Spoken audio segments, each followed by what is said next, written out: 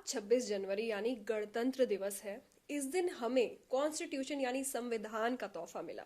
इतने साल हो चुके हैं लेकिन अब भी अवेयरनेस कहीं ना कहीं हमें कम नजर आती है। आज के पॉडकास्ट में हम 26 जनवरी के बारे में बात करने वाले हैं। हमारे साथ हैं नोएरा शेख जी, जो खुद सोशल वर्कर हैं, एंटरप्रेन्योर है। आज हम उनके व्यूज लेंगे, उनकी लाइफ के बारे में भी जानेंगे और उनसे जानेंगे कि कॉन्स्टिट्यूशन किस तरीके से चलता है। सबसे पहले तो वेलकम नोएरा जी। जी कैसी हैं आप? मैं ठीक हूँ। सबसे पहले आपके बारे में बात करते हैं। आपका बचपन कैसा था? बचपन से मैंने देखा है कि एक औरत के लिए जो सूझ होती थी, जब मेरी पैदाइश थी उस वक्त बहुत डिफरेंट थी। बिल्कुल। अब बहुत काफ़ी बदल चुका है और सूझ लोगों की बहुत अच्छी बदल चुकी है। उस पर उस बचपन में जो चीज़ें देखे उसी पर मैंने पूरा ज़िंदगी काम किया है। तो नोएरा जी, जैसा मैं जानती हूँ आप तिरुपति से हैं। जब जी आप 10 साल की थी तब जी। वहाँ का माहौल अलग होगा, गलियाँ अलग होंगी, आपका घर अलग तरीके से होगा। उस टाइम का कैसा आपकी ज़िंदगी बीती उस टाइम? उस टाइम पे ज़िंदगी के ये हाल थे कि हमारे अब्बा एक बिजनेसमैन थे, इतने बड़े नहीं थे, नॉर्मली बिजनेस करते थे, मगर घर की, हमारे बड़ों की, हमारे सारे जितने रिश्तेदार हैं उनकी सोच ये थी कि जैसे लड़की पैदा होती है तो फौरन चेहरे पे एक बदलाव आ जाता था, और जो लड़की पैदा होती है, हमारे घर में तो ऐसा माहौल तो नहीं था, मगर जो आसपास जो छोटा जो विलेज था जहाँ मैं पैदा हुई, कल्लूर हमारा विलेज है और चित्तूर डिस्ट्रिक्ट में है। फिर उसके बाद मेरे बचपन में थोड़ी बड़ी होने के बाद दिनों में हम तिरुपति आ गए थे। अच्छा। वो जो विलेज था उस वक्त वहाँ की वो सोच थी कि लड़की जैसे पैदा होती है तो लड़की का कोई अधिकार ही नहीं है। जैसे उसे होश भी संभलने आता है तो 2 साल 3 साल की भी होती है, तो जब से उसे बोलना ही ये सिखाया जाता है कि तू लड़की है, तू कुछ नहीं कर सकती, तो एक जगह जाना है, तू हमारी नहीं है। बिल्कुल, हर चीज़ उस में। तरह से ये बातें जो है मैं सुनती थी, ये बातें मेरे दिल को बड़े छू जाते थे कि जो साथ के लड़के होते थे उनको ऐसा कहा जाता था कि जैसे तुम हमेशा इस घर के हो, इस घर में रहने वाले हो, इस घर के वारिस हो, इस घर में तुम्हारा सब कुछ है, मगर ये जो लड़की होती है इसका है तो कहीं ना कहीं एक दिन जाना है, या तो इसको 10 तोले सोना दे के भेज देंगे या 5 तोले सोना दे के भेज देंगे, या कुछ पैसे खर्च करना है, कुछ पैसे इसके लिए जमा कर लो, कुछ सामान इसके लिए जमा कर लो, कुछ कपड़े इसके लिए जमा कर लो, ताकि इसको भेजने के भी लिए एक बहुत ही बड़ा एक बोझ वाली बातें मैं बिल्कुल, सुनती थी पराया बचपन धन। में। वो बातें मेरे दिमाग को बहुत ज़्यादा जो है इफेक्ट करते थे कि क्यों इस तरह बोला जाता है। घर के अंदर जब लड़के को बोलते हैं कि ये तो यहाँ हमेशा रहने वाला है, तुम थोड़े दिन में चले जाने वाली हो, यही बातें मुझे बहुत ज़्यादा इफेक्ट करके, और उन बातों से मैंने लड़कियों को अवेयरनेस लाने के लिए, लड़कियों में तालीम लाने के लिए, और हर कोई जो उस वक्त के लोग थे वो कोई ज़्यादा पढ़ाई नहीं जानते थे, और उन बच्चियों को 12 साल में 13 साल में शादी कर देते थे। उनकी ज़िंदगी पसंद या नापसंद उनको कोई मतलब ही नहीं, बस उनकी ज़िंदगी ऐसे ही गुजर जाती थी। उस ज़िंदगी में, उस माहौल में ऊपर वाले ने मुझे पैदा करके मेरे जहन में डाला कि तुम इनके इंसाफ के लिए लड़ो और इनके इंसाफ के लिए काम करो और इनके इंसाफ के लिए ये करो। सबसे पहले जो मैं मुस्लिम कम्युनिटी में थी तो ज़्यादातर दबाव अपनी कम्युनिटी में डालते थे, बिल्कुल। क्योंकि लड़की बाहर नहीं निकल सकती, स्कूल नहीं जा सकती, पढ़ाई नहीं पढ़ सकती, एजुकेशन नहीं कर सकती, इस तरह की बातें मेरे दिल पर बहुत बड़े दबाव डालते थे। मगर उस वक्त से मेरी ज़िंदगी की शुरुआत एक औरत होकर, एक लड़की होकर क्या कर सकती है, ये दिखाने का एक चैलेंज मेरे अंदर उसी वक्त आ गया था। उसी पर मैंने काम किया। मेरा बचपन ऐसा गुजरा कि बस ऐसा होता था। उस टाइम पे ज़्यादा लाइटिंग उजाले नहीं होते थे, स्ट्रीट लाइट होते थे, छोटे छोटे स्ट्रीट लाइट होते थे। उस वक्त भी जो लोग पढ़ाने आते थे वो लड़कों को पढ़ाते थे, लड़कियों को नहीं पढ़ाते थे। मैं ये करती थी कि वो लड़कों को जो पढ़ाते ही वही सुनकर मैं पढ़ लेती थी। ABC करके उनको पढ़ाते तो मैं इधर चोरी से बैठ के लिख लेती थी, क्या बोलते हैं, ये बात क्या है करके बोल के, क्योंकि लड़की को पढ़ाना ज़रूरी भी नहीं समझते। ऐसे माहौल से मेरा एक टाइम चला और एक टाइम गुजराव आया जी तो आपकी 16 साल की जब उम्र हुई होगी, आप ऑब्जर्व कर रही होंगी अपने जी आस पड़ोस में सब कुछ, तब जी आपने तब सोच लिया था कि अब इसी पे जो यही मेरी पूरी जिंदगी का मकसद है कि मुझे इसी पर लड़ना है अब जी। आगे? मैंने घर में से लड़ाई तो मैंने बचपन से ही पूछना शुरू कर लिया। ऊपर वाले ने, रब ने मेरे दिल में ये क्वेश्चंस पैदा कर दिए कि मैंने सबको क्वेश्चंस करना शुरू कर लिया कि मेरे में और भाई में क्या फ़र्क हो सकता है, मेरे में और लड़के में क्या फ़र्क हो सकता है, क्यों उनको अपना मानते हो, एक लड़की को पराया मानते हो। हमेशा ये बात होती रही। और जब वो उसको पढ़ाकर जाने वाले टीचर उससे ज़्यादा मैं पढ़कर बता देती थी, तो लोग जो है उस टाइम पर ये करते थे। तो मैंने जब उस वक्त से शुरू करते करते यहाँ तक कि जब मैं 15 साल की एज को पहुंची, तो उस वक्त तो मुझे इतनी समझ आ गई थी कि यहाँ तक कि मेरे आसपास बहुत सारी औरतें जमा हो गई थी। बिल्कुल। तो जी जैसे आप बड़ी होती गई जी जी, आप। बड़ी होती गई और मैंने सबको बताया कि हमारे कुरान को पढ़कर मैंने बताया, इंडियन कॉन्स्टिट्यूशन के बारे में मैंने स्टडी किया और मैंने बताया कि सबके इक्वल राइट्स हैं, इक्वल जस्टिस हैं और कहीं पर भी ऐसा नहीं लिखा है कि लड़की को इस तरह से करना कम है है। किसी से। और उस वक्त में आप समझ सकती है कि कितनी दुनिया टूट पड़ी होंगी। सबको जब बताया जाता था कि औरतों के हुकूक ही, ये सब जितने भी बातें बोले जा रहे हैं ये बातें गलत बातें हैं, ये बातें अपने बनाए हुए बातें ही, ऊपर पैदा करने वाले ने ये बातें नहीं बताया है। तो उस वक्त की फाइट कैसी होगी, उस वक्त किस तरह से उसको हैंडल करना पड़ा, किस तरह से, उस तरह से मैंने बहुत सारा काम भी किया। और फिर उसके बाद मेरी ज़िंदगी शुरू हुई उसी से। अगर बात इसमें हम स्ट्रगल की करें, देखिए समझाना बहुत मुश्किल होता है कि पढ़ाई की इम्पोर्टेंस क्या है, पढ़ाई सिर्फ तुम्हारे लिए एक जरिया है, सर्वाइवल है। जी तो तब आपने कैसी स्ट्रगल्स फेस करी, कैसे आप समझा पाई लोगों को, लड़कियों को, कि शादी से बढ़ो, आगे बढ़ो? उस वक्त ऐसा था कि 7th पढ़ लेती कोई भी लड़की तो उसको रोक देते थे। वो बता देते थे कि 12 साल तेरी उम्र हो गई, अभी जाना नहीं है कहीं पर भी। तो मैंने सबसे पहले अपनी कम्युनिटी के लड़कियों को समझाना शुरू कर लिया कि हम जा सकते हैं, हम पढ़ सकते हैं, हम पढ़ाई कर सकते हैं। अगर ये नहीं भी भेजेंगे तो फिर हम जाके पढ़ेंगे और हम इनसे बात करेंगे। बात करेंगे। तो घरों में उनके माँ बाप को समझाना, उनके बड़ों को समझाना, उनकी पढ़ाई के लिए कोशिश करना, ये सब कुछ काम मैंने शुरू कर लिया। फिर उसके बाद मुझे कहीं सपोर्ट मिलना नज़र नहीं आया, तो फिर मैंने खुद का एक इदारा 1998 में तिरुपति में मैंने स्टार्ट कर दिया। तो ये लीडरशिप आपके अंदर कहाँ से आई? आप जो स्ट्रीट लाइट्स के नीचे पढ़ रही थी, तब आपने सोचा कि अब मुझे कुछ करना होगा, अब मैं लीडर बनूंगी? सच्ची बात तो यह है कि लीडरशिप बनना, लीडरशिप क्या होती है, आज भी आप पूछ रही हो तो मुझे नहीं मालूम कि लीडरशिप किसको कहा जाता है। मगर मेरे अंदर ये सोच सोच कर कुछ बातें आ गए कि अब मैं नहीं खामोश रहूंगी, मैं इन सब को बताऊंगी कि हमारे राइट्स क्या हैं और हमारे हक क्या है, हमारे हुकूक क्या हैं। हमको कोई भी दबा नहीं सकते, किसी लड़की को उसके मर्जी के बगैर शादी नहीं कर सकते। और कोई भी लड़की कमा भी सकती है, वो बिजनेस भी कर सकती है, वो पढ़ाई भी कर सकती है और वो पॉलिटिक्स में भी आ सकती है। उस लड़की को जो है ना सब कुछ हुकूक मिलना चाहिए। उसी वक्त से जो है हमने जुबान उठाना शुरू कर लिया और एक मिशन, एक अवेयरनेस शुरू किया मैंने तिरुपति चित्तूर डिस्ट्रिक्ट में। छोटे छोटे विलेजेस में अवेयरनेस शुरू किया। 10 लड़कियों को जमा करना, 5 लड़कियों को जमा करना, 10 महिलाओं को जमा करना। लड़की तो मान जाती थी, छोटी बच्ची होती थी, मगर उसकी माँ कभी नहीं मानती, उसकी दादी कभी नहीं मानती, उसके बाप कभी नहीं मानते। फिर मेरा काम हो गया कि उनको समझाना जाके कि नहीं, ऊपर वाला रब तुम्हें ऐसा नहीं बोल रहा है, ऐसा बोल रहा है, ये बात ऐसा, हाँ हमारे किताबों में ऐसा है, मगर मौलाना साहब ने ऐसा बता दिया था। मतलब इस तरह से क्या होता था कि काफ़ी हुकूक, उनके राइट्स पूरे भी खो जाते थे। ऐसे हज़ारों लाखों के ज़िंदगियां तबाह हो जाते थे कि जिनको कुछ पता नहीं होता था। आज माहौल बहुत बदल चुका है। फिर उसके बाद वहाँ से वहाँ, वहाँ से वहाँ मैंने एक स्टेट में काम किया। काम करने के बाद फिर दूसरे स्टेट को पता चला, तो फिर वहाँ की लड़कियाँ मुझे बुलाने लगे। फिर तीसरे स्टेट में पता चला, वहाँ के महिलाएं लड़कियाँ मुझे बुलाने लगे। फिर और चौथे स्टेट में पता चला। तो इसी तरह मैंने पूरे हिंदुस्तान का करीब दौरा किया है, सिर्फ महिलाओं के राइट्स के लिए, बच्चों के राइट्स के लिए। उसके बाद काफ़ी स्कूल्स, काफ़ी कॉलेजेस, काफ़ी सारे चीज़ें मैंने शुरू कर लिया। और उसी के लिए मैंने बिजनेस भी, हमारा हीरा गोल्ड के नाम से बिजनेस शुरू किया था।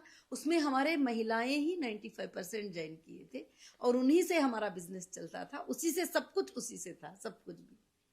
आज भी हमारी वही ख्वाहिश है कि महिलाओं की और बच्चों की मदद करें। जी बिल्कुल। महिलाओं की राइट्स की आप बात करती हैं, एक लाइन तो आपने पक्का सुनी होगी कि जी अपनी हद में रहो। जी तो बिल्कुल। ये लाइन जब आप अपने ऊपर सुनती थी तब आपने डिसाइड क्या किया कि मेरी हद क्या है, जी कहाँ पे जाके मेरी हद शुरू है और कहाँ पे खत्म है?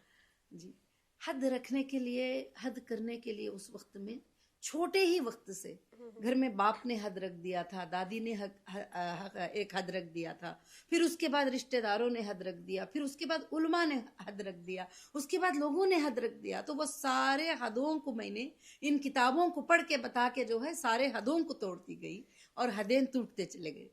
जी तो अगर आप अब अपने आप को देखें 16 साल की नोएरा, तो अपने आप को आप एक क्या किस तरीके से देखेंगी, क्या मैसेज देंगी और क्या उसे बताने वाली हैं कि क्या स्ट्रगल आने वाली है आगे? आगे भी जो है ना, आज जो अर्बन सिटीज है उसके अंदर थोड़े लड़कियां पढ़ी लिखी हैं, बहुत सारे मालूमात है, मगर आज भी विलेजेस में करीब करीब वही हालत 50% लोगों के उस तरह के हैं। पूरे मैं नहीं बता सकती, 50% लोगों के वही हालात हैं। और खरियों में, विलेजों में जो है आज भी बच्चियों के और महिलाओं के ऐसे ही हालात हैं जिनको कुछ भी नहीं मालूम, ना उनके राइट्स मालूम है, ना उनको कुछ पता ही नहीं है कि उनके क्या राइट्स होते हैं।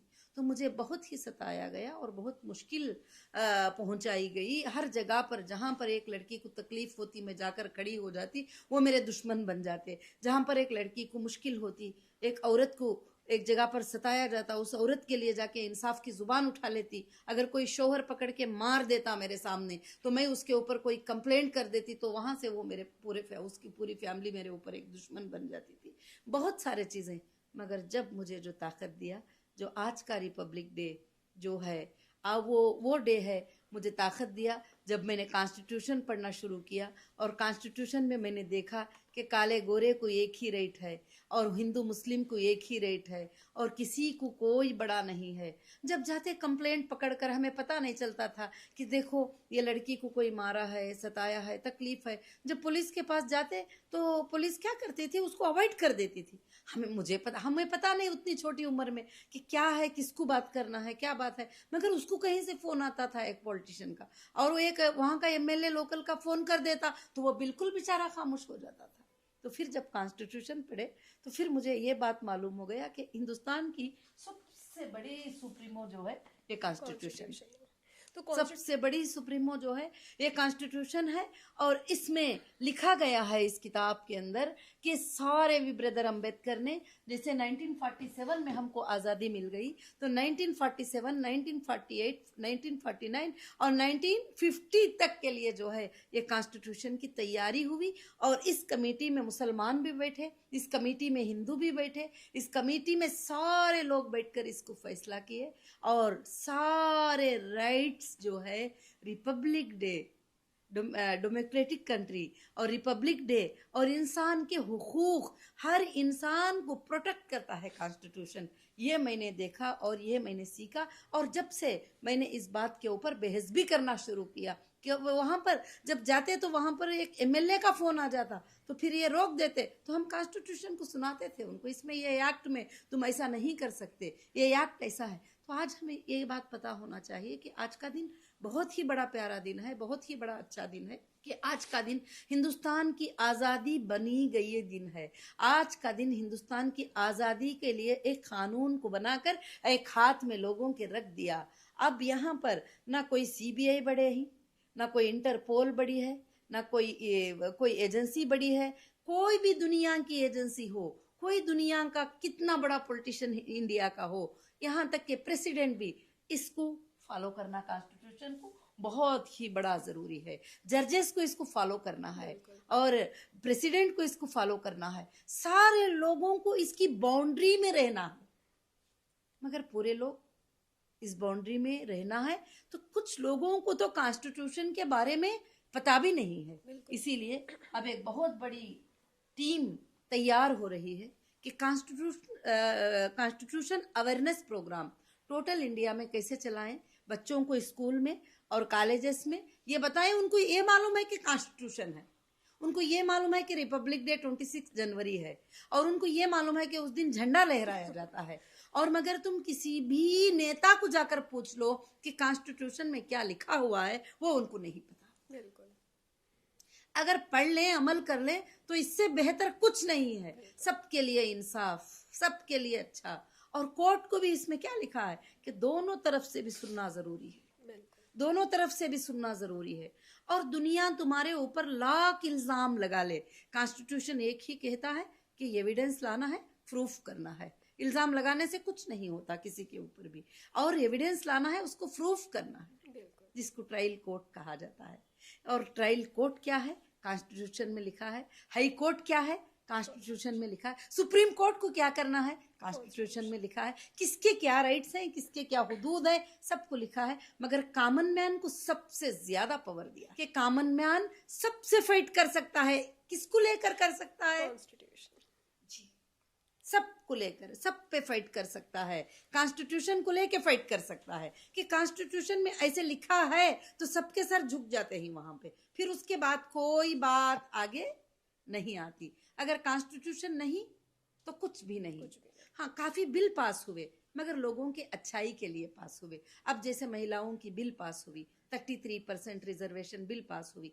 अब इसको इम्प्लीमेंट कौन करना है? महिलाएं करना है। महिलाएं आगे आना है, हिस्सा लेना है। अभी आपको भी पता होगा कि अब काफी लड़कियां, यंग लड़कियां भी जो है पॉलिटिक्स में आ रहे हैं, और लोकसभा में आ रहे हैं, राज्यसभा में आ रहे हैं, और हर जगह पर जो है लड़कियों को जो है काफी एक ये हो जाती है। तो इस तरह से इसमें मर्द औरत को एक हुकूक है, काले गोरे को बराबरी का हुकूक है, किसी को ना ज्यादती है, किसी को ना कमी है। मियाँ बीवी के हुकूक भी, दोनों के भी जो है, कोई भी ये नहीं है, सब एक है कॉन्स्टिट्यूशन में। तो कॉन्स्टिट्यूशन सबसे ज्यादा बेहतर है। अगर 6 फंडामेंटल राइट्स की बात करें जो हमारे सिटीजन होने पे सबसे ज्यादा इम्पोर्टेंट होती हैं, तो वो कौन सी होती हैं?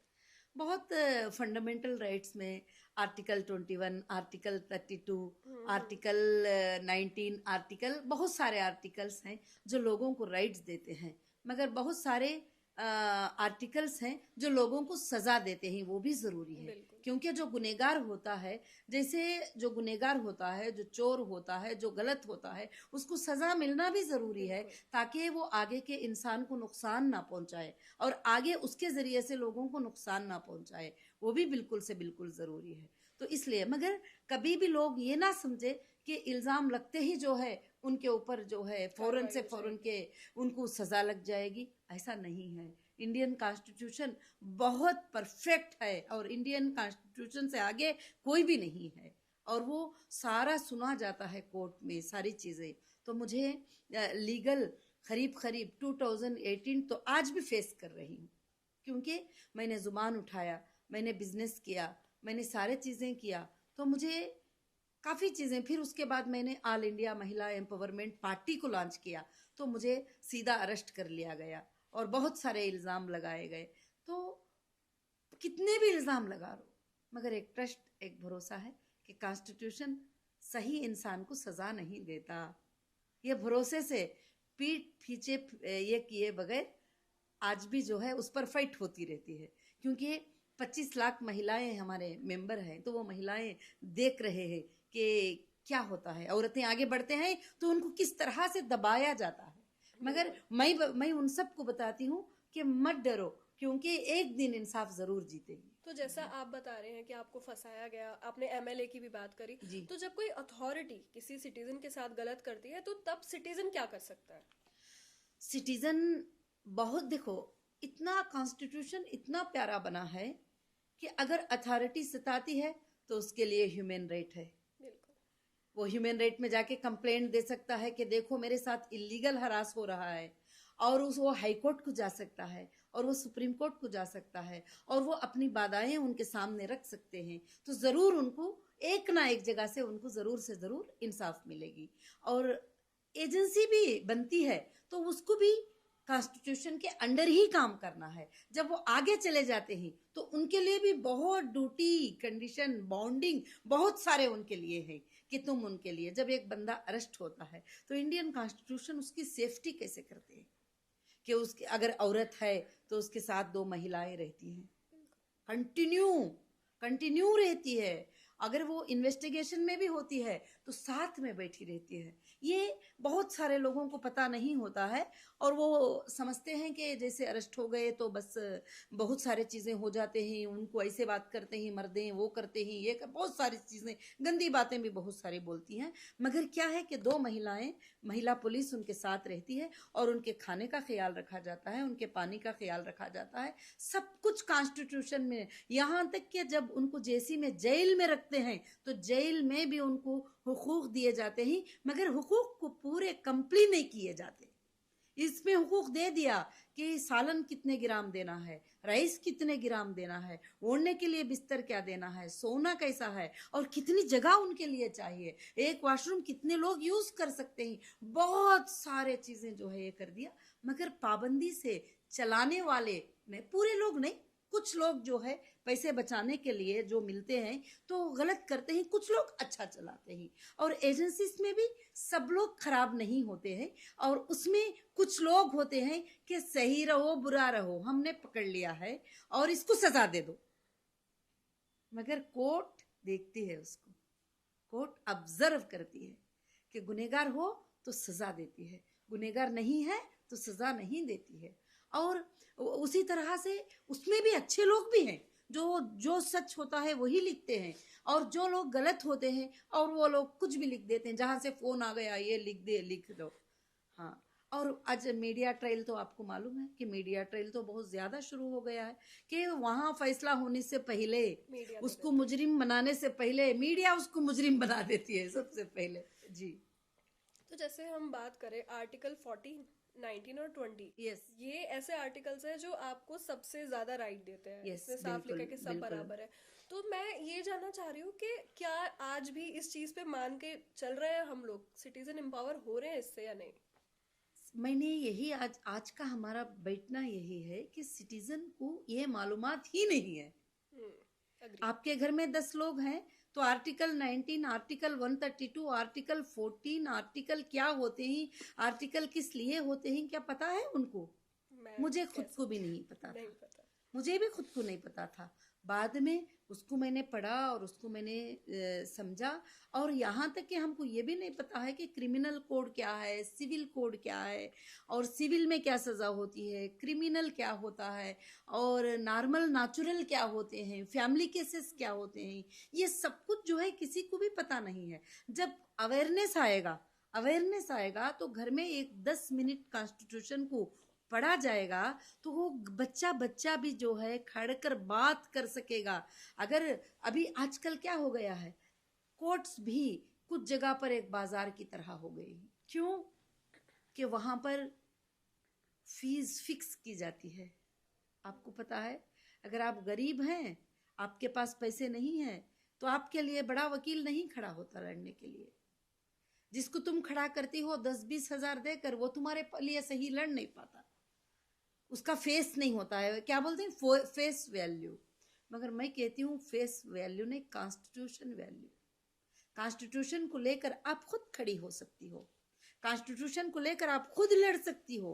आप लायर नहीं हो मगर जज साहब के सामने आप खुद बता सकती हो कि ये मेरे साथ गलत हुआ है, ये इस तरह से गलत किए ही, ये इस तरह से गलत है करके आप अपनी लड़ाई लड़ सकती हो। मैं चाहती हूँ कि देश का हर बच्चा, हर महिला, हर औरत कॉन्स्टिट्यूशन को लेकर वो खुद इस काबिल बन जाए कि वो पूछें आगे सवाल। क्या सरकार, गवर्नमेंट जो होती है वो बढ़कर हो सकती है कॉन्स्टिट्यूशन से? बिल्कुल नहीं। कॉन्स्टिट्यूशन सुप्रीमो है, कॉन्स्टिट्यूशन सबसे बड़ा होता है। सरकारें बदलते हैं, आज एक सरकार होती है, कल एक सरकार हो जाती है, 5 साल के बाद, परसों को 5 साल के बाद एक सरकार होती है। कॉन्स्टिट्यूशन 70 साल से चल रहा है और कॉन्स्टिट्यूशन चलेगा हमेशा।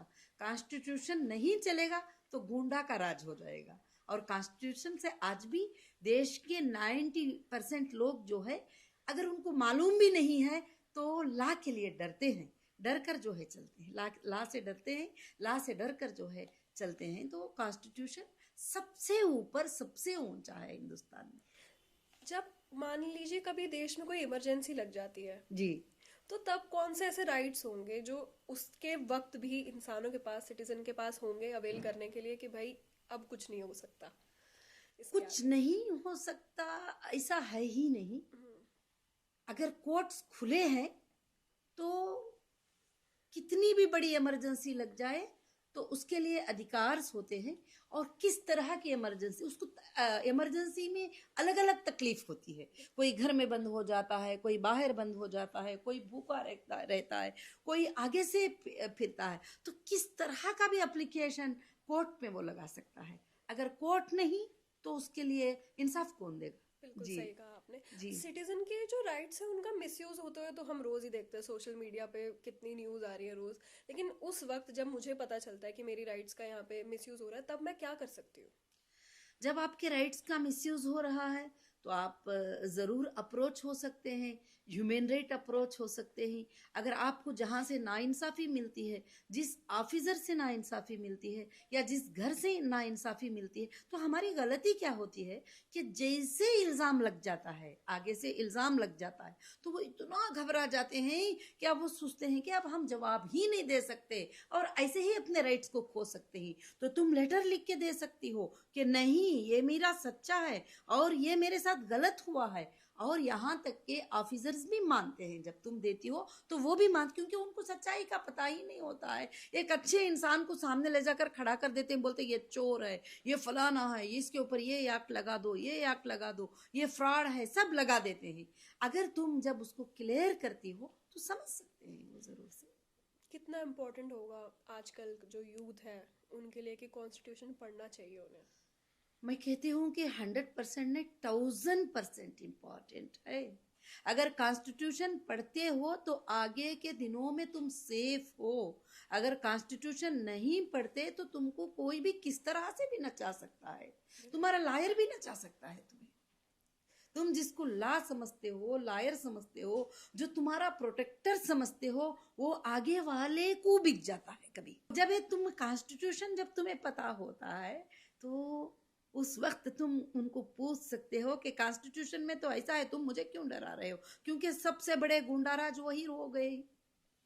फोन करते हैं कि 10 लाख पकड़ के लेके आ जाओ, नहीं तो जो है तुमको कल जो है ये हो जाने वाला है। क्यों साहब, ऐसा तो कॉन्स्टिट्यूशन में ऐसा है ना, लॉ में ऐसा है ना, आप लॉ को सामने रख के लड़ो। तो हाँ मैडम, लॉ तो लड़ना है मगर पैसे तो होना है। जी पहले पैसे फिर काम जी दूसरे। जी जी जी तो होता है। क्या ये बचेगा जब ही कि जब हम इसको कॉन्स्टिट्यूशन को समझे। रिपब्लिक डे सच्चा अभी भी पूरा कंप्लीट नहीं हुआ है। जिस दिन बच्चा बच्चा कॉन्स्टिट्यूशन को पढ़कर हुकूक को जान लेता है, उस दिन हमारा सच्चा रिपब्लिक डे होता है। तो ये जो अवेयर करता है एक तरह से, कॉन्स्टिट्यूशन आपको बताता है कि आपके हक क्या है।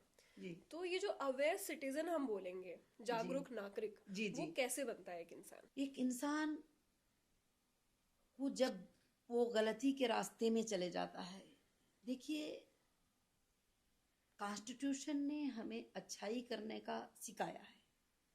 जब वो गलती के रास्ते में जाता है तो शायद, अभी एग्जाम्पल, आजकल स्कूल के बच्चे तक ड्रग्स लेने लग गए हैं। कितने कितने गंदे माहौलों में जा रहे हैं, गंदे गंदे माहौल के काम चलते हैं। अगर वो कॉन्स्टिट्यूशन को स्टडी कर ले कि अगर हम पकड़े जाएंगे तो हमें ये सज़ा मिलेगी, अगर हमारे ये गुनाह पर हमको ये सज़ा मिलेगी, तो अवेयरनेस उनके अंदर खुद ब खुद पैदा होना है। तुम बोलने से नहीं, बल्कि खुद ब खुद उनके अंदर अवेयरनेस पैदा होना है। और वो दूसरों को भी उसको अवेयरनेस के लिए तैयार करना है कि तुम जो है ऐसे चीज़ों से बचते चले जाओ। कॉन्स्टिट्यूशन ने तुम्हें राइट्स ही नहीं दिया, तुम्हें समझाया भी कि बुराइयों से बच जाओ और तुम अच्छे काम करो, अच्छे काम करो और बुराई के काम से तुम बच जाओ। तो जब तुम अवेयरनेस स्टार्ट करेंगे तो एक से एक, एक से एक, अभी क्योंकि कोई अवेयरनेस स्टार्ट करने वाला नहीं, कोई कुछ पढ़ा है, कोई कुछ पढ़ा है, तो मगर खास कर से ये अवेयरनेस विलेजेस में सबसे ज़्यादा ज़रूरत है। सिटीज़ में कम से कम पढ़े लिखे लोग होते हैं जो उनको सब पता चलता है, मगर विलेजेस में कॉन्स्टिट्यूशन क्या है पूछो तुम जाके, एमएलए से पूछ लो, नहीं बता सकते। तो ये जानकारी करना बहुत ज़रूरी है। जी तो जैसे हम बोलते हैं एक स्ट्रांग डेमोक्रेसी चाहिए इस देश के लिए, जी। तो उतना ही इम्पोर्टेंट है कि एक स्ट्रांग सिटीजन भी होना चाहिए। स्ट्रांग सिटीजन होने के लिए आपको कॉन्स्टिट्यूशन समझना चाहिए। Constitution our strength. जब उसको तुम जानती हो, क्योंकि मुझे ये बात कब पता चली, जब मुझे ये तरह तरह से सताया गया, तरह तरह तरह से हिलाया गया। मुझे बार बार, ऊपर वाले का तो बेहद भरोसा होता है कि सच्चाई की जीत होती है, मगर कॉन्स्टिट्यूशन के बारे में भी एक स्ट्रेंथ आता था कि कॉन्स्टिट्यूशन मेरे साथ गलत नहीं कर सकता, गलत नहीं होगा मेरे साथ, क्योंकि कॉन्स्टिट्यूशन में ऐसा है नहीं कि मैं गुनाह ना करूं तो मुझे गुनहगार बना दे। ये एक जो है सिखाया जाता था। अब हम चलते चलते चलते ऐसे बन गए कि अब हमको आगे से वकील फोन करते हैं तो हम वकील को बोलते हैं कि ये ला ऐसा होता है, ये ला ऐसा होता है, ये सबमिशन तुम ऐसे करना है। हाँ, हमको घुमा फिरा के बात करने की भी कोशिश करते हैं कि हाँ ये ऐसा हो जाएगा, कल ऐसा है, ऐसा नहीं, ऐसा कुछ नहीं हो सकता, ये बात ऐसी है। तो हाँ मैडम, कोशिश करते हैं मैडम, मतलब इस तरह से होता है। मगर वकील भी इसको भेंडी का बाजार ना बनाते हुए, ला समझकर ला के लिए लड़ते हुए, जिस वकालत पे तुम साइन लेते हो, जो वोट तुम लेते हो, उस वोट को कायम रहकर तुम अपने क्लाइंट के साथ वफादारी निभाते जाएंगे तो देश को, तुम्हारा देश के लोगों को, देश के नागरिकों को भरोसा आता जाएगा लोगों के ऊपर के हाँ हमारे लिए ला है, हमारे लिए इंसाफ है। जब इंसान को कहीं पर मारा जाता है, कहीं सताया जाता है, कहीं मुश्किलें दिए जाते हैं, उसको जीने का एक सुराग नजर आता है कोर्ट। उस वक्त में मैं कोर्ट को जाऊंगी, मैं कोर्ट को जाके करूंगी, तुम्हारा किस्सा करूंगी, आगे वाले दुश्मन को यही तो बताती ना, तुम्हारा किस्सा करूंगी, तुम्हें बताऊंगी तुमने मेरे ऊपर ऐसा कर दिया, मैं तुम्हारे ऊपर मानहानि केस करूंगी, मैं तुम्हारे, मतलब कॉन्स्टिट्यूशन ने बहुत सारे राइट दे रखे हैं, बहुत सारे राइट दे रखे हैं। मगर आज क्या हो रहा है कि कितने कैसे कैसे बदनामियां कर रहे हैं, कोई औरतें फांसी लगा के मर रही हैं, कोई वो, अब किसी को फेस करने की ताकत आने के लिए अंदर स्ट्रेंथ तो होना चाहिए कि किस तरह से वो लड़ाई करे। हमारे सामने ऐसे ऐसे वाक़े आते हैं कि किसी ने, अभी एआई आ गया तो एआई की वजह से किसी ने उसका फेस लगा दिया और नंगी औरत के फेस पे फेस लगा दिया और उसको वायरल कर दिया। अब उसके हस्बैंड ने जाके उसको जान जाने तक के लिए मार दिया।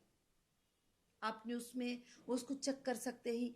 तो और वो जाहिल था, अनपढ़ था, उसको नहीं मालूम कि ये एआई का वीडियो है। अब वो किसी गैर मर्द के साथ इस तरह का वीडियो ले जाके बता दिया। अब तो वो उस तरह से कि अब अगर वो कॉन्स्टिट्यूशन को जानती तो मरती नहीं थी, फांसी नहीं लगाती थी वो, और वो कॉन्स्टिट्यूशन को जानती तो उसको सजा दिलाती थी जिसने उसके साथ ये हरकत किया। कहाँ से ये वायरल हुआ, किस तरह से हुआ, मुश्किल तो होती है। ऐसा नहीं कि बड़ा इजीली ऑर्डर मिल जाएगा कोर्ट में, उसके लिए लड़ना होता है, उसके लिए फेस करना होता है। फेस करने के लिए स्ट्रेंथ कॉन्स्टिट्यूशन होता है, कॉन्स्टिट्यूशन से स्ट्रेंथ मिलता है, खड़ के लड़ सकते हैं। तो जिके ये मेरा नहीं है, ये एआई का वीडियो है, अब वो एआई का वीडियो प्रूफ करा लेने के लिए उसको 5 साल तो लग जाएंगे, मगर उसके पास स्ट्रेंथ होना चाहिए, पैसे होना चाहिए, सब कुछ होना चाहिए। मगर इसलिए देश के अंदर भी कानून पे ख़ास कर से नज़र रखना चाहिए, एजेंसियों को, साइबर क्राइम वालों को और बहुत सारे चीज़ों को, कि औरतों के साथ जुल्म और नाहक होने से उनको बचाता जाए। क्योंकि औरत एक नाजुक सी चीज़ है और उसको छोटी बात पर उसका बेटा गलत नज़र से देखता है तो वो मरने को तैयार हो जाती है, उसका बाप गलत नज़र से देखता है तो वो मरने को तैयार हो जाती है। वही बेटी न गलत नज़र से देखते हैं तो बाप मरता नहीं है, उसके अंदर वो हिम्मत, एक ताकत होती है। तो इसलिए मैं चाहती हूँ कि महिलाओं के लिए, बच्चों के लिए हमारी लाइफ रही है, पूरी ज़िंदगी लाइफ रही है। एक महिला ही एक भाई की बहन होती है, एक हस्बैंड की बीवी होती है, और एक बच्चे की माँ होती है, और एक भाई की बहन होती है, एक महिला ही होती है। तो उस महिला को हम सपोर्ट करने के लिए काफ़ी अवेयरनेस प्रोग्राम, काफ़ी चीज़ें, आज भी हम बैठते ही नेट के ऊपर तो लाखों के लोगों को कुछ एम्पावर होने के लिए लिख कर डालते हैं, तो एक बात से उनको हिम्मत मिलती है, अफजाई। तो लाख लोग देखेंगे तो कम से कम उसमें से 50 लोगों को मगर अच्छाई की तरफ बढ़ाएं, अपने माइंड को अच्छाई की तरफ लेके जाएं, अच्छाई की तरफ लेके जाएं।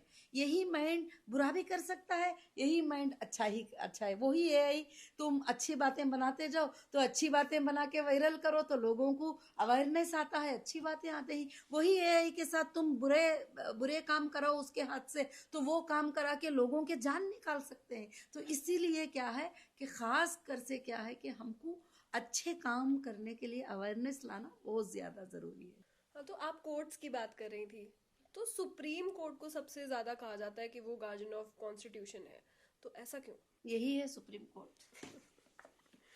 जो है यही है। यही है सुप्रीम कोर्ट। सुप्रीम कोर्ट में भी इसको आगे जाने की इजाजत नहीं है किसी को भी। कॉन्स्टिट्यूशन ऑफ इंडिया गार्डियन है, ये सुप्रीमो है।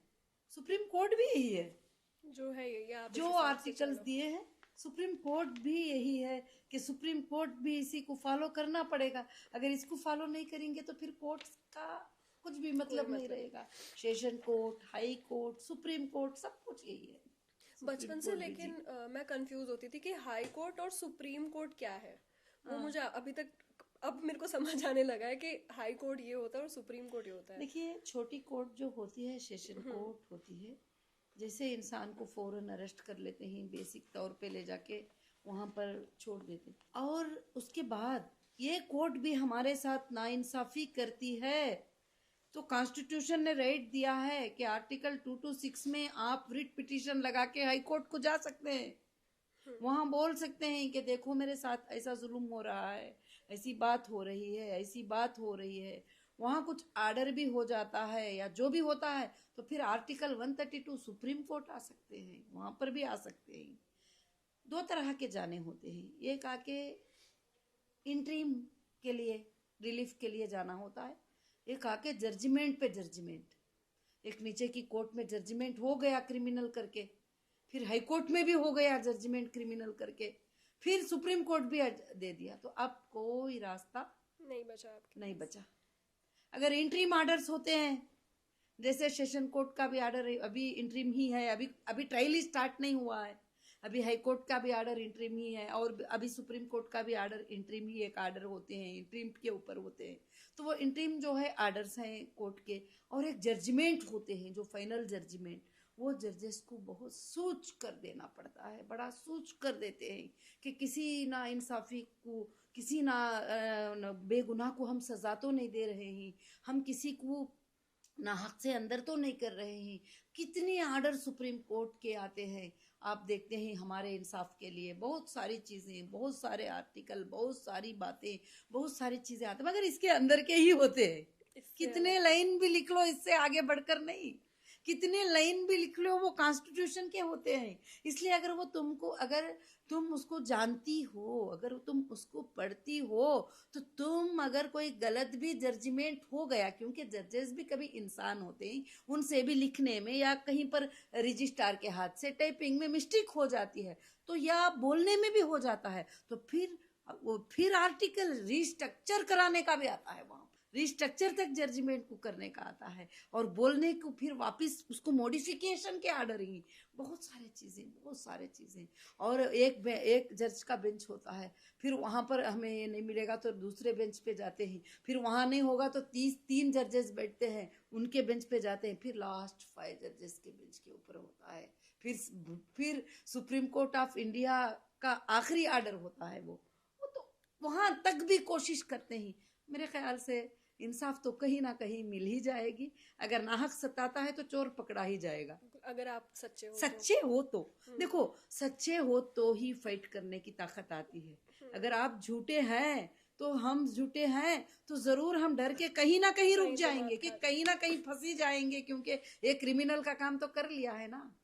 झूठ छुपता नहीं हाँ, है झूठ कभी। छुपता नहीं है। ये एक आके डाउट के ऊपर करना होता है, एक रेड हैंडेड गुनाह को पकड़ लेना होता है, जो किसी को मारते हुए, किसी को करते हुए, या कोई ले जाते हुए, कोई उठा के चोरी करते हुए, वो एक अलग बात हो जाती है। फिर उसके बाद तो पक्का प्रूफ हो जाता है, उसके बाद तो पक्का ये हो जाता है। उस पर भी इंडियन कोर्ट ने, कॉन्स्टिट्यूशन ने नहीं कहा कि देखते ही उसको सजा दे दो, मगर वो क्यों किया, किस लिए किया, क्या वजह थी करने की, ये पूरा ट्रायल करो, क्या उससे कोई करवाया गया या वो खुद किया था, वो सारा ट्रायल करने के बाद ही फैसला हो सकता तो है। सुप्रीम कोर्ट को कौन अप्रोच कर सकता है? मतलब ऐसा तो नहीं होगा कि कोई भी जाके सीधा सुप्रीम कोर्ट में अपनी अर्जी लगा दे, कुछ ना कुछ तो होते होंगे नहीं, ना। सीधा बहुत सारे केसों में नहीं होता है, कुछ केसेस में सीधा अर्जी लग जाती है। कुछ इमरजेंसी की केस है, जैसे रेप के केसेस आए थे, बहुत सारे केसेस आते हैं, तो सुप्रीम कोर्ट में भी उसको स्पेशल लाइव पिटीशन कहा जाता है, तो उसको लगा सकते हैं। सुप्रीम कोर्ट में पीआईएल होता है, public interest litigation. Public interest litigation वो होता है कि पब्लिक को नुकसान पहुंच रहा है, तो तुम भी डाल सकती हो, मैं भी डाल सकती हूँ, वो भी डाल सकते हैं, सब लोग भी डाल सकते हैं।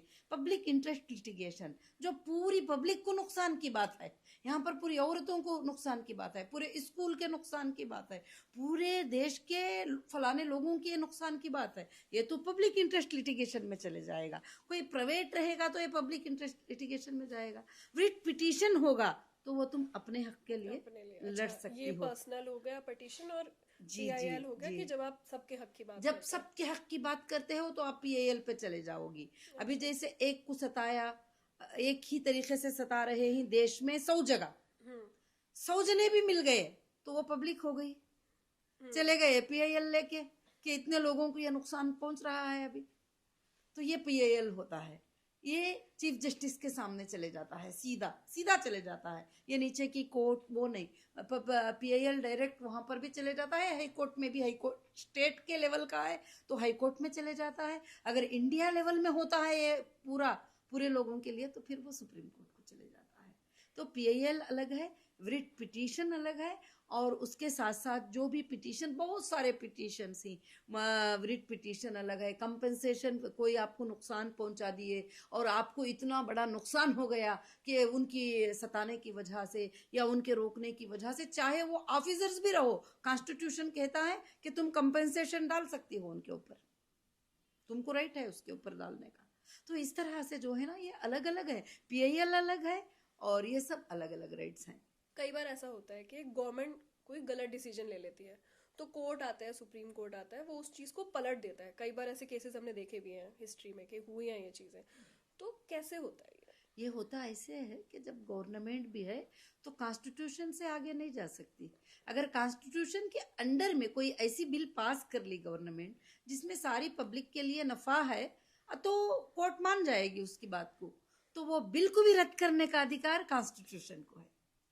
अगर कोई गवर्नमेंट एक बिल ऐसी पास करती है जो कॉन्स्टिट्यूशन को भी खिलाफ जा रही है, पब्लिक के भी खिलाफ जा रही है, पब्लिक को लॉस भी उससे हो सकता है, तो फिर उसको सुप्रीम कोर्ट को राइट दिया गया है कि वो रोक सकती है। कई बार ऐसा हमने देखा भी कहा है। बिल्कुल, कई बार ऐसे बिल्स जो है पलट गए और कई बार ऐसे बिल पास भी हो गए, और वो अगर लोगों को भलाई चलती है तो वो बिल को पास कर देती है सुप्रीम कोर्ट। अगर वो लोगों के लिए नुकसानदा है तो वो उसको रद्द कर सकती है, ये भी कॉन्स्टिट्यूशन ने कहा है। औरतों के हक में हमने कितनी बार देखे हैं ये, जी तो बिल्कुल बहुत बार हमने देखा है। जुडिशियल रिव्यू एक वर्ड होता है जी। तो इसका क्या मतलब होता है, ये कब यूज किया जाता है? रिव्यू पिटीशन भी होता है, रिव्यू ही नहीं, रिव्यू पिटीशन भी होता है कि एक बंदे के बारे में ऐसा बोल दिया, एक बंदे के बारे में किसी ने ऐसा बोल दिया, ऐसे बोल दिया, या ऐसे ऐसे जजमेंट हो गए, तो उसको एक बार फिर से रिव्यू करके देखो, फिर उसके बाद फिर उसको रिव्यू करो। रिव्यू करने के बाद उनको फिर समझ में आता है कि ये लाइन गलत हो गई थी तो ये लाइन को निकाल दिया, कहीं पे कुछ मिस कर कहीं दिया पे मिस कर दिया है तो फिर ऐड कर देंगे, तो इसको रिव्यू बोलते हैं, रिव्यू पिटीशन बोलते हैं। रिव्यू पिटीशन भी सुप्रीम कोर्ट के अंदर डालकर रिव्यू करा सकते हैं आर्डर।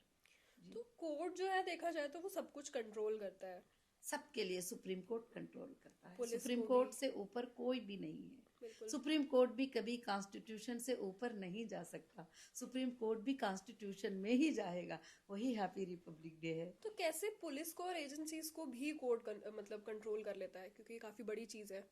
कोर्ट के सामने एजेंसीज कुछ भी नहीं है। कोर्ट जो होता है ये बहुत बड़ी बात होती है, चाहे छोटी कोर्ट भी हो, सेशन कोर्ट भी हो, तो बड़े बड़े कलेक्टर को, मिनिस्टर को, ऑफिसर्स को बुला के 1 मिनट में सजा भी दे देते हैं। बिल्कुल, 1 सेकेंड में ये कर देते हैं। तो एजेंसीज भी कोर्ट से बड़े नहीं है, कोर्ट सबसे बड़ी है। कोर्ट कॉन्स्टिट्यूशन को चलाने के ये है, supreme court of India constitution of India है। वो एक तरह से उसे चला रहा है। जी जी, चला रही कॉन्स्टिट्यूशन को। अगर नीचे की कोर्ट कॉन्स्टिट्यूशन को क्रॉस कर रही है तो हाई कोर्ट ऑब्जर्वेशन कर रही है, अगर हाई कोर्ट भी क्रॉस कर रही है तो सुप्रीम कोर्ट ऑब्जर्वेशन कर रही है। ये लास्ट दरवाजा है हमारे लिए। तो इसमें एक वर्ड बहुत मैंने देखा है यूज होते हुए, कंटेम्प्ट ऑफ कोर्ट। जी, तो इसका क्या मतलब होता है? कंटेम्प्ट ऑफ कोर्ट क्या होता है कि कोर्ट ने कोई ऑर्डर दे दिया, लोग जो है उसको माने नहीं भड़क गए। और भड़क गए। और या ऑफिसर्स भी हैं, उनको भी आर्डर होता है तो वो भी भड़क जाते हैं, तो देखा वो है। भी उस पर अमल नहीं करते, तो फिर उसके ऊपर कोर्ट को अधिकार है कि उनको सजा दे 6 महीनों की। मान लीजिए मैंने कोई कंटेम्प्ट ऑफ कोर्ट किया है तो वो मुझे सजा मिल सकती है इस चीज पे, मिल सकती है, क्यों नहीं मिल सकती जी। गलत होने के बाद। गलत होने के बाद, और अगर नहीं आप उसका सच्चाई प्रूफ करेगी, उसके लिए नोटिस आएगी और उसका आप रिप्ले पेस्ट करेगी और सब कुछ करेगी, तो फिर उसके बाद आपका कुछ ये नहीं रहेगा तो ये कहीं ना कहीं जुडिशियल डिले हम इसे बोलेंगे। जी। तो ये डेमोक्रेसी पे इसका क्या फर्क पड़ता है? जुडिशियल डिले इसलिए है कि हमारे देश में लॉ सर्विसेज बहुत कम है। अभी लॉ सर्विसेज और हमारे बच्चों को, हमारे यूथ को बहुत ज्यादा सिखाना जरूरी है। बिल्कुल। फिर भी कोर्ट ने कई डिसीजन अच्छे ले लिए हैं और कई केसेस, फाइनेंशियल मैटर, लोक अदालत में एक एक बार में 100 केसेस को फिनिश करना, सब कुछ कर दिए। नहीं तो एक एक केस 40 साल भी चलता जा रहा है। बिल्कुल 27 साल हाँ, 28 साल। अब आइंदा के दिनों में एक पीएल सब मिलकर डालेंगे कि कोर्ट में केस जो है इतने दिन में ये केस खत्म होना चाहिए, इस टाइप का केस होगा तो सिर्फ इतने ही दिन में उसकी सच्चाई और ये होना चाहिए, और वो भी कॉन्स्टिट्यूशन में है, वो भी है, उसकी भी लिमिट है, चार्जशीट डालने की एक लिमिट है और इन्वेस्टिगेशन की भी लिमिटेशन है, बहुत सारे चीजों की लिमिटेशन कॉन्स्टिट्यूशन ने बता दिया कि इतने लिमिट में एजेंसी इन्वेस्टिगेशन कर देना है। किसी को अरेस्ट कर लिया, किसी को अंदर डाल दिया, तो 90 डेज से ज्यादा नहीं, 90 डेज के अंदर चार्जशीट को सबमिट कर देना है। बहुत सारी चीजें हैं, जानकारी करने की है, मगर आज हम उसको पूरा नहीं कर सकते। ये आज रिपब्लिक डे है, तो कॉन्स्टिट्यूशन को जिंदा करने के लिए आज हमारा ये प्रोग्राम रहा। कहीं ना कहीं जैसे आपने अभी बात करी डिले की, हम बात कर रहे थे डिले के पीछे एक ये रीजन भी हो सकता है कि लॉयर्स जो है अभी इतने बच्चे बन नहीं रहे हैं जाके, जी। तो कहीं ना कहीं इसको भी हमें बढ़ावा देना चाहिए। बढ़ावा नहीं, अभी बढ़ रहे ही, काफी लॉयर्स भी बढ़ रहे हैं और आगे भी चलकर जो है लॉ इंस्टीट्यूशन भी बढ़ रहे हैं और जजेस भी बढ़ रहे हैं। हाँ। जजेस की हमारे देश में बड़ी कमी बहुत है ज्यादा जरूरी और है। जजेस की बहुत ज्यादा जरूरी है, और चाहिए कि रिटायर जजेस को भी वापस किसी और केसेस के लिए उनको फिर आर्बिट्रेटर सेंटर, मीडिएशन सेंटर का उनको भी मौका दिया गया है। बहुत सारे काम बहुत जल्दी जा रहे हैं और अब स्पीडी ट्रायल का और स्पीडी उनके लिए जस्टिस मिल जाए, और उसके लिए भी कोशिश होगी और धीरे धीरे होता जा रहा है और आगे बढ़ेगा। जुडिशरी का जो है फ्यूचर कैसा दिखता है आपको? जुडिशरी का फ्यूचर ही फ्यूचर है और जुडिशरी ही इंडिया है, और उसकी फ्यूचर आगे चलकर अच्छी बनेगी। और काफ़ी बच्चों के अंदर अब अवेयरनेस आ गया है कि जो भी बच्चा, अभी मैंने पहले हमारी फैमिली में 10 बच्चों को पूछती, बेटा तुम क्या बनना चाहते हो, तो एक बच्चा कहता हम डॉक्टर बनना चाहते हैं, हम इंजीनियर बनना चाहते हैं, हम फलाना बनना। अब 5 बच्चे बोल रहे हैं हम लॉयर बनना, 5 में से एक बच्चा बोलता है मैं जज बनना चाहता हूँ। तो इसका मतलब जो है कि काफी अच्छे चेंजेस आएंगे और काफी अच्छे सर्विसेज भी मिलेंगे। एक फैमिली में भी एक लॉयर का रहना, उसकी पूरी फैमिली को कॉन्स्टिट्यूशन का पता चल जाएगा। ह्यूमन राइट्स की कहीं ना कहीं जो लॉयर का काम होता है वो ह्यूमन राइट्स को प्रोटेक्ट करने का काम होता है जी। तो आपको क्या लगता है कि किस तरीके से जो है हम as a citizen human rights को प्रोटेक्ट कर सकते हैं? और ह्यूमन राइट्स को हम हर तरह से प्रोटेक्ट कर सकते हैं। कहीं भी आपको लगता है कि इंसानियत को नाइंसाफी हो रही है, तो अगर वो केस पुलिस की हद तक का है तो पुलिस को जाके कंप्लेंट देके हम लोग उसको हिफाजत कर सकते हैं। अगर पुलिस उसकी सपोर्ट नहीं कर सकती है तो ह्यूमन राइट्स में जाके उसको हम इंसाफ दिला सकते हैं। वहाँ नहीं इंसाफ मिलती है, कोर्ट को जाकर भी उसको इंसाफ दिला सकते हैं। बहुत सारे जगह कोशिश तो कर सकते हैं, तो उसमें 100 लोगों के लिए कोशिश करें तो 50 तो प्रोटेक्ट हो ही जाएंगे, 70 तो प्रोटेक्ट हो ही जाएंगे। हाँ, मतलब ये है कि आपके आसपास आप कुछ अन्याय होते हुए देख रहे हो तो अपनी आवाज उठाओ। जरूर, बिल्कुल। और अन्याय होते हुए देखकर खामोश रहना इंसानियत का काम नहीं है। अन्याय के खिलाफ जंग लड़ना और अन्याय के खिलाफ आवाज उठाना बहुत ज्यादा जरूरी है, मगर ऐसा ना हो कि हम पार्टियों के खिलाफ जुबान उठा लिए, उनके खिलाफ जुबान उठा लिए, बोले तो बोले मुसलमान ही बुरे हैं, बोले तो बोले हिंदू। नहीं, हम सब इंसान हैं, हम सब एक हैं। हम सिर्फ लड़ाई लड़ेंगे, अन्याय के खिलाफ लड़ेंगे, जस्टिस फॉर ह्यूमैनिटी के लिए लड़ाई, इंसानियत के लिए लड़ेंगे। कहीं ना कहीं जैसे बहुत बार ये हमने केसेस देखे भी हैं, आपने देखे होंगे कि पुलिस जो है इलीगल आपको अरेस्ट कर लेती है, विदाउट वारंट आपको उठा के ले जाती है। तो तब लोग कैसे अपने आप को बचाए? क्योंकि देखो गरीब की तो क्या हालत है हमारे देश में, आप सबको पता ही है। देखिए, कुछ केसेस हैं कि विदाउट वारंट भी उनको अरेस्ट करने की इजाजत भी कॉन्स्टिट्यूशन ने दे रखा है। आईपीसी में उनको, आईपीसी कोड में उनको है। कुछ केसेस ऐसे हैं, अभी एग्जाम्पल देखिए, अभी रास्ते पे जाते हुए किसी ने चाकू से किसी को मार दिया, तो क्या वो वारंट का इंतजार करते रहेंगे उसको उठाने के लिए? वो तो भाग जाएगा, फिर उसको तो उठाना पड़ेगा। तो कुछ है, कुछ ऐसा होता है कि बगैर वारंट के आते हैं, तो आपको अधिकार है कि मुझे किस बुनियाद पे अरेस्ट कर रहे हो, बताओ। मेरा वारंट कहाँ है, और वो मुझे बताओ, और मेरा एफआईआर क्या है, और मेरा क्राइम क्या है, ये बताओ। ये पूछने का अधिकार आपको जरूर है, और वो बताएंगे भी। अगर रियल ऑफिसर है तो जरूर बताएंगे। और यहाँ तक कानून में ये राइट है, जब किसी को कहीं से अरेस्ट कर लिया जाता है तो उसके एक रिश्तेदार को फोन करके इन्फॉर्म बताया करें, जाता है। कि बताया जाए कि ये तुम्हारे बंदे को अरेस्ट कर लिया गया है, ये बंदे को यहाँ से यहाँ लेके जा रहे हैं। वो भी हमारे राइट्स को ये प्रोटेक्ट करते हैं। औरतों के और लिए यहाँ तक के लोग, जो एजेंसीज होती है, वो पर्सनल क्वेश्चन करते हैं। मैं ये बात खास बोलना चाहती हूँ, क्योंकि क्वेश्चन करते हैं तो बहुत लेडीज कहती हैं कि पुलिस में जाएंगे तो वो पर्सनल पूछेंगे, वो पूछेंगे। पहले क्या, पर्सनल क्वेश्चंस को आप जो आंसर करना चाहती हो कर सकते हो, जो नहीं करना चाहते हो तो प्रेशर नहीं डाल सकते, क्योंकि पर्सनल लाइफ ही हमारी लाइफ है, पर्सनल लाइफ ही हमारा प्रोटेक्शन है। पर्सनल होता है, बस तुमने जो गुनाह किया है, तुम्हारा जो गुनाह है, उसी के बारे में जवाब देना होता है। बाकी और कोई पूछने का अधिकार नहीं रखते कोई चीज के बारे में। कई बार ये न्यूज़ भी देखी होंगी कि कस्टोडियल वायलेंस हो गया, अंदर ही पुलिस वालों ने मारा। कई बार ऐसा भी हुआ है कि जेल में जो कैदी थे उनका मर्डर हुआ है। तो उस टाइम पे कैसे बचाएगा कोई, मतलब अब कहाँ जाएगा कोई? उस पर भी जाएगा, आप भी जा सकती हो। अगर कस्टोडियल में किसी का डेथ हो जाता है तो वो पूरे देश के साथ नाइंसाफी है, क्योंकि वो कस्टडी जो होती है वो जस्टिस हाउस होता है।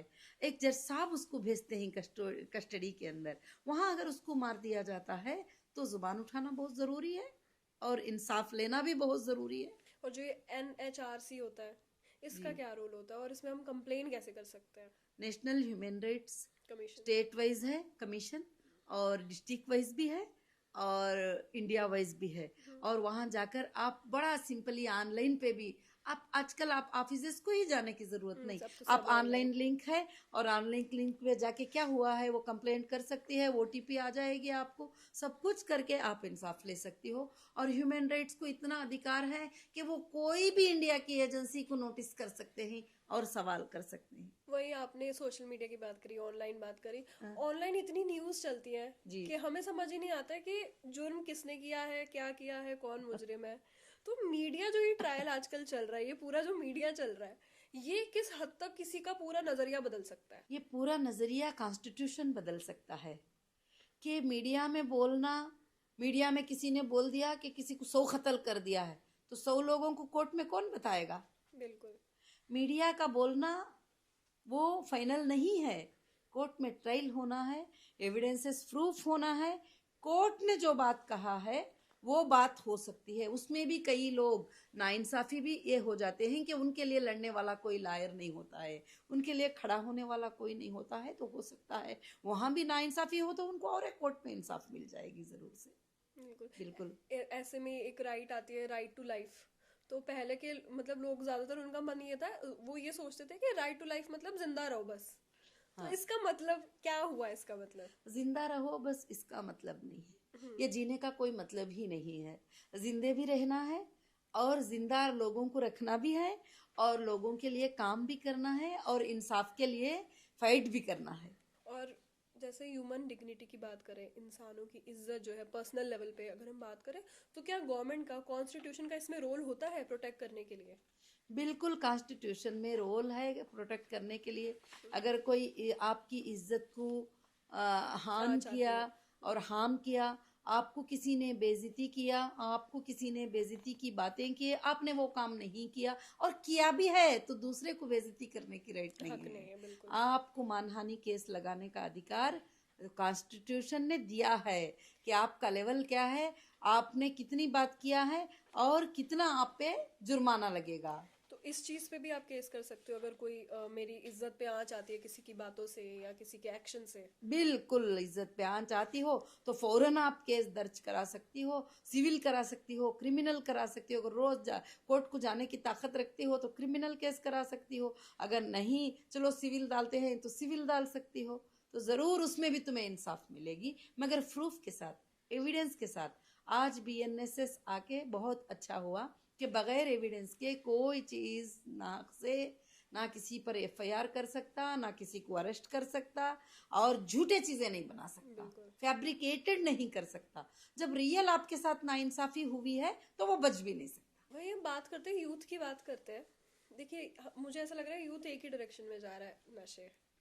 तो जी, जितने नशे चल रहे हैं उतनी स्मगलिंग भी चल रही है, तो इसमें डीआरआई का क्या रोल होता है? डीआरआई का रोल स्मगलिंग में होता है, हाँ, नशे में नहीं होता है। स्मगलिंग वही। जी, हम्म। डीआरआई का रोल स्मगलिंग में होता है। जो लोग देश से, दूसरे कंट्रीज से चीज़ों को लाते हैं, यहाँ पर टैक्स पे करने के लिए छुपाते ही, ड्यूटी पे करने के लिए छुपाते ही, उन लोगों का पकड़कर गवर्नमेंट में, कोर्ट में उनको प्रोड्यूस करना, वो उनका काम होता है, वो उनका डिपार्टमेंट होता है। अच्छा, और ये एसएफआईओ जो है, ये जी, कॉर्पोरेट में किस तरीके से काम करती है? एसएफआई वो जो है, ये हम्म। सीरियस फ्रॉड इन्वेस्टिगेशन सिर्फ कंपनीज को इन्वेस्टिगेट करती है, अच्छा। और कंपनीज को इन्वेस्टिगेशन करती है कि ये कंपनी क्या किया है, क्या किया? क्या किया सिर्फ है। कंपनीज के लिए होता है? कंपनीज के लिए होता है, बाकी कोई केस उसके अंदर नहीं होता। सिर्फ आरओसी के रिलेटेड केस वो देखती है। एक एफआईयू, ये शायद जी, ब्लैक मनी का। बहुत सारे। जी, हाँ, ये ब्लैक मनी के लिए इन्फोर्समेंट होता ऑफ डायरेक्टरेट मनी लैंडरिंग केसेस देखते हैं। है। अच्छा।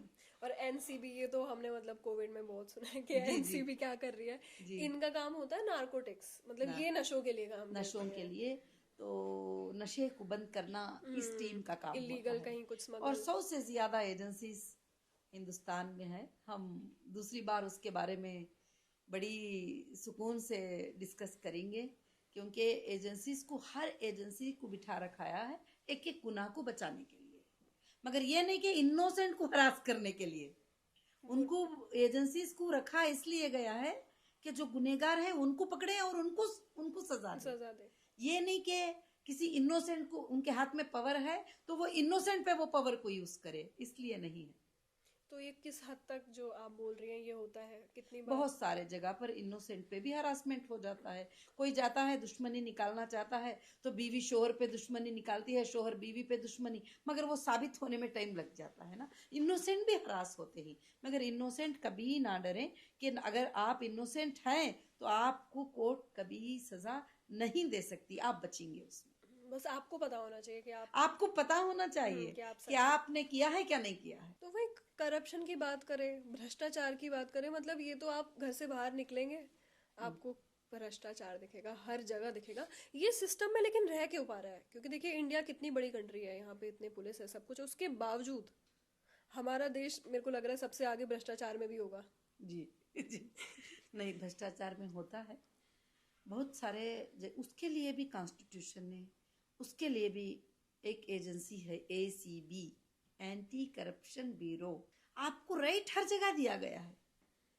आपसे किसी ने पैसे मांग लिया, आपको किसी ने पैसे दिए बगैर मैं तुझे इंसाफ नहीं करूंगा बता दिया, या कुछ भी किया, तो उसके लिए भी एक एजेंसी है।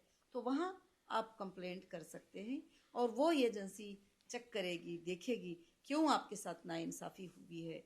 अगर वहां सब से ज्यादा भी नहीं होती है तो सीबीआई, सेंट्रल ब्यूरो इन्वेस्टिगेशन, जब पूरा देश थक जाता है, समझ में नहीं आता है, तो सीबीआई भी है जो वो इन्वेस्टिगेट करके देखेगी क्या मुजरिम को रियल में सता रहे हैं, क्या नाहक से सता रहे हैं, क्या इसमें ऑफिसर इन्वॉल्व है।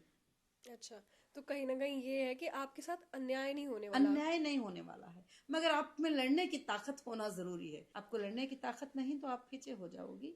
तो इसलिए क्या है कि हमको भरोसा है कॉन्स्टिट्यूशन पे कि हमें नाइंसाफी नहीं होगी, तो हम हर जगह भी रास्ता रखा है, कहीं ब्रेक होने नहीं दिया है हमको।